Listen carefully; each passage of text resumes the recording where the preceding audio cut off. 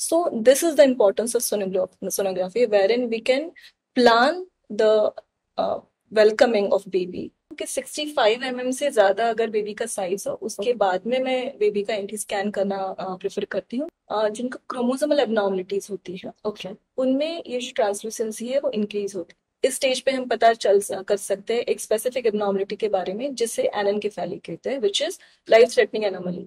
Baby के पैर हम देखते हैं, स्पाइन देखते हैं, तो ये जो सारी स्ट्रक्चरल चीजें हैं जो उस टाइम पे डेवलप है, वो हम देख सकते हैं।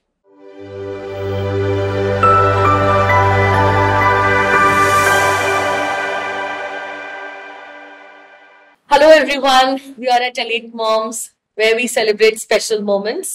जब हम प्रेगनेंसी की बात करते हैं तो सबसे पहले बात आती है सोनोग्राफीज की या फिर स्कैन्स की। So why are they important in a pregnancy phase? इसके लिए मैं आपको प्री सोनोग्राफी एरा में लेके जाती हूँ, जब सोनोग्राफी नहीं थी। अच्छा। और जब प्रेगनेंसी में कोई भी मॉनिटरिंग सिर्फ मदर का जो वेट है या फिर मदर का स्टेटस देख के मॉनिटरिंग करते थे, वो एरा में लेके जाती। ओके। तो इन दैट एरा बहुत बार हमें ऐसे सुनाई देता था कि आफ्टर बर्थ बेबी में कुछ डेवलपमेंटल डिफेक्ट आ रहा है, क्या बेबी में बाहर कोई डिफेक्ट आ रहा है, या फिर बेबी को सांस लेने में तकलीफ हो रही है, क्यों हो रही है, तो हार्ट में छेद है। तो ये सारी जो चीजें हैं ये बाद में पता चलती थी जी। बट सोनोग्राफी क्यों इम्पोर्टेंट है? Now it comes into the picture. True. अभी क्योंकि जो चीजें हैं डेवलपमेंट में वो हमें पहले से ही पता हो। देखिए, जैसे देखा जाए बहुत सारी प्रेगनेंसी, या फिर मैं कहूँ कि almost 90% of pregnancies are normal, but still the question remains of 10%. जो 10% है, कोई भी लेडी उन 10% में आ सकती, और अगर उसमें कुछ मेजर प्रॉब्लम हो तो हमें उसको इमीडिएट एक्ट करना है। So this is the importance of sonography, wherein we can plan the welcoming of baby. बिल्कुल सही, क्योंकि हर कोई प्रेगनेंसी सेलिब्रेट करता है। लाइक एलीट मॉम्स हम कहते हैं we are celebrating precious moments, तो हर कोई सेलिब्रेट करना चाहता है। And when you have a healthy baby in your hand, तभी वो सेलिब्रेशन सही मायने में कहलाया जाता है। तो आपके हिसाब से क्या स्कैन्स होने चाहिए राइट फ्रॉम जब हमें पता चलता है कि कोई प्रेग्नेंट है to the delivery of the baby? So there are multiple scans that can be done during pregnancy as and when required. Okay. But the must-have scan would be the initial scan, which is done between 5 to 6 weeks, which is called as location and viability scan. The second scan would be NT scan, which is done at 11 to 14 weeks. The third scan would be anomaly scan, जो 18 to 20 weeks में होता है। हम structural assessment करते हैं baby का। जो fourth scan है उसे echocardiography कहते हैं, in which we assess the heart in detail, because जो 18 to 20 weeks उसमें भी करते हैं, बट उसमें हार्ट इतना बड़ा नहीं होता है, इतने उसके सारे स्ट्रक्चर्स डेवलप नहीं होते हैं। तो जो बाद में हम इकोकार्डियोग्राफी करते हैं उसमें हमें ज्यादा डिटेल में चीजें समझ में आती है। And in this we also assess the function of the heart. Then comes at 28 weeks. 28 weeks में मतलब 7th मंथ में जो हमारा बेबी श्योर होता है जब, जी, तब हम डॉपलर करते हैं। तो जो डॉपलर है उसमें हम बेबी को ब्लड फ्लो ठीक से हो रहा है कि नहीं, या फिर उसमें कुछ उसका बढ़ाव तो कम नहीं है। उसके बाद में यूजुअली जैसे हमें डॉपलर में अगर कुछ फाइंडिंग मिले, उसके अकॉर्डिंगली नेक्स्ट सोनोग्राफी कैसे करना है ये हम प्लान कर सकते हैं। So if everything is normal, हम यूजुअली 36-37 वीक्स पे सोनोग्राफी करते हैं। And if there is any growth restriction which is settled in, then we can add in between a few sonographies. तो मैम अभी आपने हमें वेरियस स्कैन्स के बारे में बताया जो एक प्रेगनेंसी में होनी चाहिए, और एंटी स्कैन मेंशन किया, क्या होता है ये एंटी स्कैन और कब करवाना पड़ता है? So NT scan is a specialized scan which also requires a specialized training for the person who is doing it, and requires a special training for that. So it is done between 11 to 14 weeks, specifically when the size of the baby is between 45 to 84। और मैं ये mention करना चाहूंगी, बहुत बार ऐसे होता है क्योंकि हम बोलते हैं 45 टू जो 84 है, तो बहुत बार ऑब्स्टेट्रिशियंस हमारे पास में बहुत जल्दी भी भेज देते हैं 45 mm पे, बट तब ना बेबी थोड़ा छोटा होता है। तो मैं प्रेफर करती हूँ कि 65 mm से ज्यादा अगर बेबी का साइज हो, उसके बाद में मैं बेबी का एंटी स्कैन करना प्रेफर करती हूँ, क्योंकि तब जो चीजें हैं वो हमें अच्छे से दिखाई देती है। क्योंकि क्या होता है उसमें जो पहले मैं आपको ये बता देती हूँ कि फ्लो में मैं जा रही हूँ। मैं आपको पहले बता देती हूँ कि हम क्या देखते हैं एनटी स्कैन में. So in NT scan, we see the translucency of the skin behind the neck of the baby. Nuchal translucence.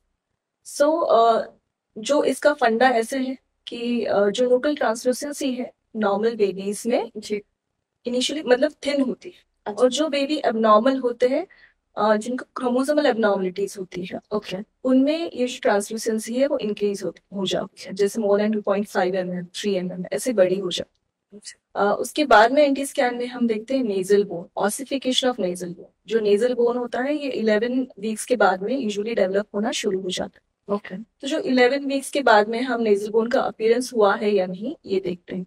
तो इन एनी केस अगर ये न्यूक्लियर ट्रांसलूसेंसी ज्यादा है और नेजल बोन नहीं दिख रहा है तो पॉसिबिलिटी ज्यादा है कि ये बेबी में कोई क्रोमोसोमल एबनॉर्मलिटी हो सके. एट द सेम टाइम सिर्फ इतना ही नहीं है, इसके साथ में भी हम बेबी का स्ट्रक्चर भी देखते हैं.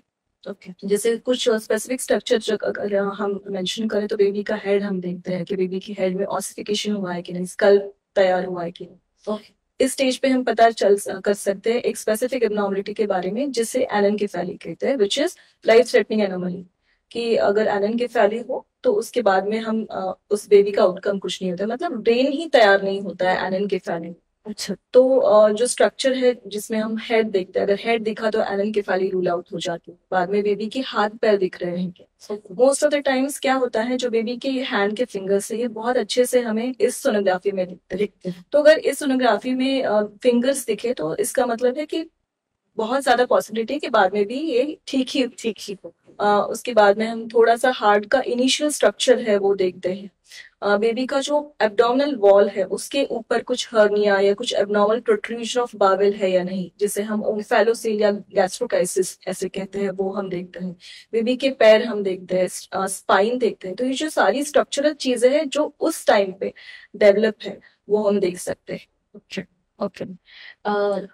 इसके साथ ही जी और एक बात रहेगी. इसमें हम एक स्पेशलाइज स्क्रीनिंग कहते हैं जिसे प्री एक्लेम्शिया स्क्रीनिंग कहते हैं, जिसमें हम बेबी की मदर जो है उनके जो यूट्राइन आर्टरीज मतलब जो वेसल्स है जो यूट्रस को ब्लड सप्लाई कर रही तो उसका रेजिस्टेंस चेक करते हैं.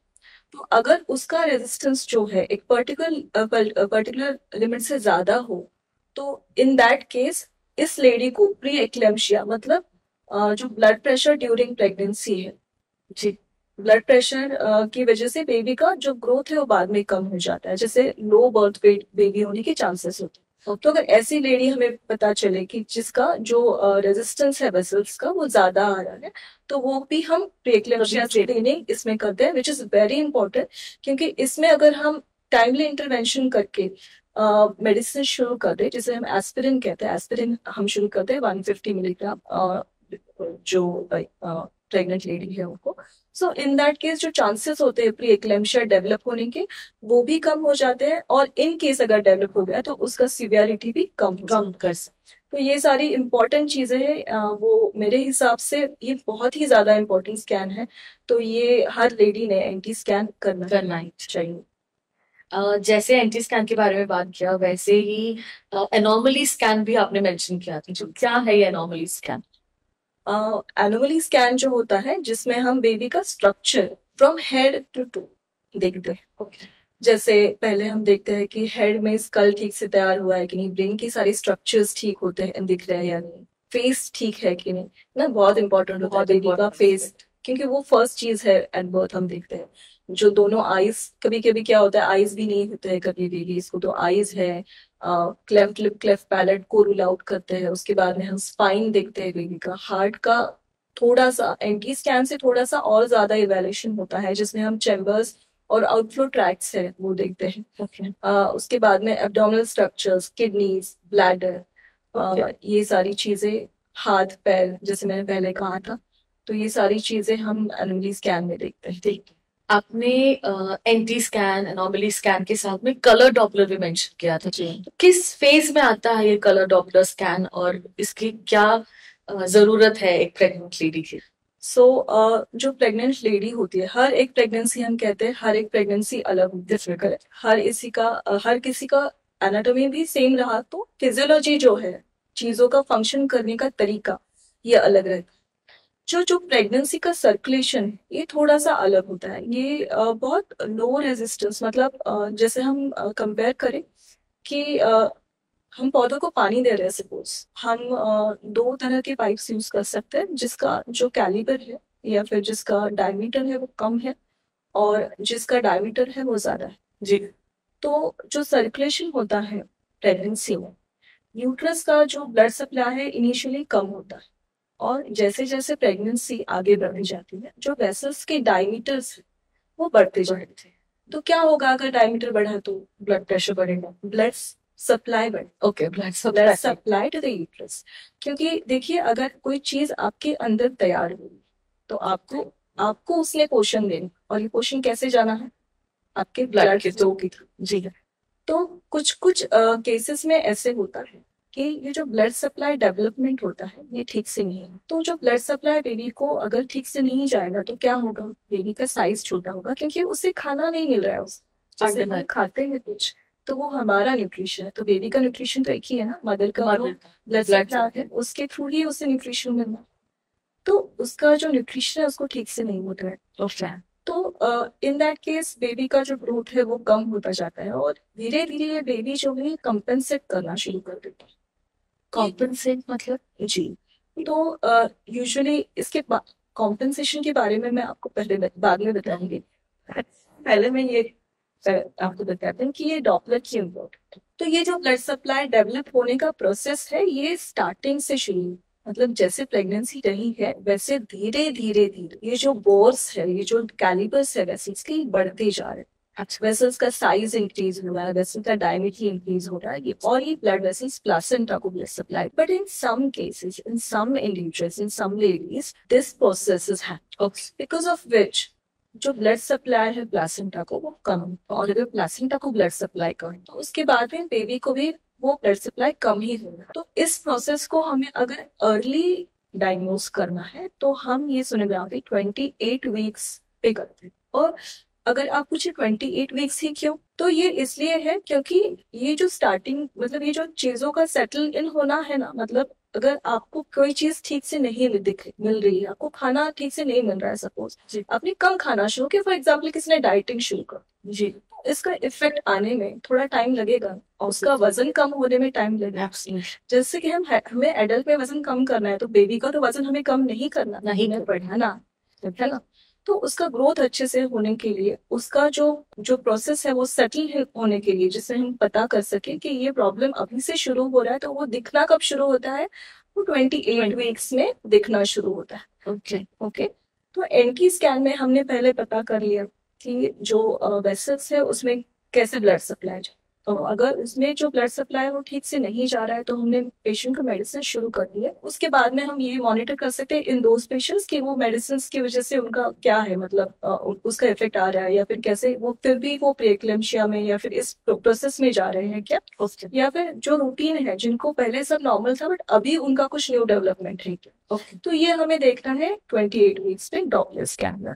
तो इसमें हम क्या देखते हैं डॉपलर में, इसमें हम रूटीन असेसमेंट करते हैं बेबी का, जिसमें हम ग्रोथ देखते हैं बेबी का, फ्लूइड देखते हैं, बाकी ओवरऑल स्ट्रक्चर देखते हैं। क्योंकि स्ट्रक्चर अभी तो इतना अच्छा नहीं देखेगा क्योंकि ऑसिफिकेशन होता है बेबी का, तो और बेबी के बोन्स का, तो स्ट्रक्चर हमें इतना अच्छे से नहीं दिखता है। बट यूजुअल ओवरऑल बाकी सारी चीजें जो ग्रोथ है, फ्लूइड है, वो हम बहुत अच्छे से असेस करते हैं उसमें। एट द सेम टाइम जो ब्लड सप्लाई है जो कि इसका इम्पोर्टेंट पार्ट है डॉक्टर का, वो हम, तो जो ब्लड सप्लाई है उसमें हम 3 वेसल्स है। थोड़ा सा टेक्निकल हो जाएगा। पहली जो वेसल है वो यूट्राइन आर्टरी है, जो यूट्रस को वेसल सप्लाई कर रहा है ब्लड सप्लाई, वो हम देखिए।